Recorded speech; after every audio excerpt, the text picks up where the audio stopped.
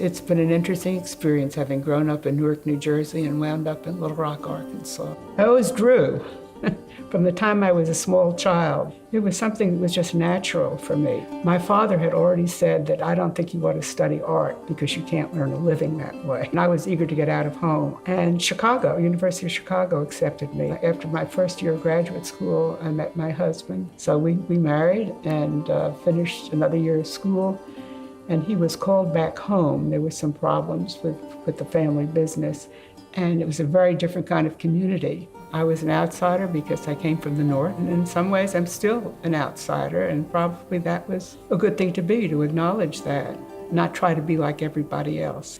When I first got to Pine Bluff, I helped a few women who were outsiders in a way too, start the League of Women Voters in Pine Bluff.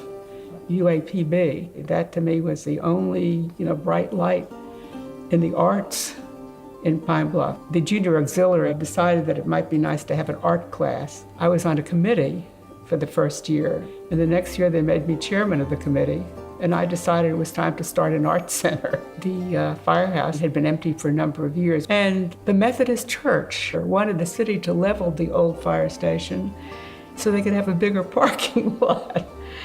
And I and a group of women descended upon the city council, and we were assured that we would have this forever. I named it the Little Firehouse Community Arts Center. It became the Southeast Arkansas Arts and Science Center. So I felt it was important not to limit it to Pine Bluff. It needed to cover a whole area. In the 70s, early 70s, I went up to Little Rock and spoke with Townsend Wolf, and he said, would you like to be Director of State Services? And I cried. I mean, I'd never expected anything like that. I did a lot of things that were sort of crazy, but Townsend, let me do these things. I was working for the Arts Center at the time, and I visited the Boston Children's Museum, and I was just amazed. I said, how did you manage to get a Japanese merchant's house there? She said, well, it was a gift of our sister city. And within a couple of years, we signed a formal agreement with EY and Pine Bluff to become sister cities.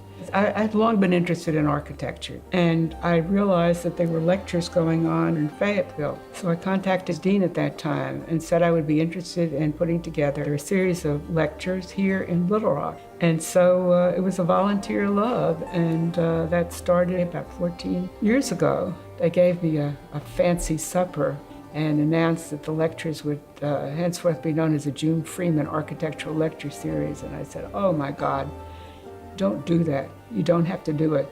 And I was told, it is already done. There are many turns that a road can take, and I think this has made a difference in my life. Life hasn't always been perfect, but you learn how to accommodate to the needs of other people, and they in turn do the same for you.